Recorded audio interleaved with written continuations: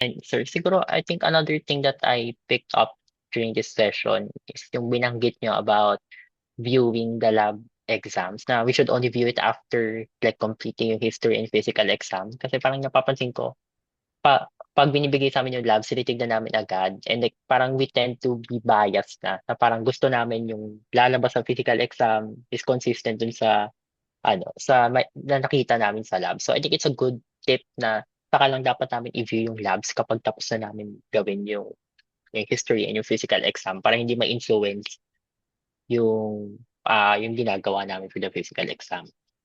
Okay, tama yun, no? So, don't be biased, no? Number two, ang advantage noon, pakita mo sa pasyente na magaling ka, even without the lab. You can, after your PE, tell them your diagnosis, no?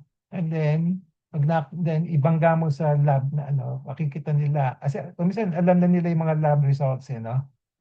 No. Example, in this particular patient, no, multiple thyroid nodules, and then pulse rate is 60. Sabi ko sa kanya na kung wala siyang gamot, most likely may pinagawa sa yung thyroid function test, no?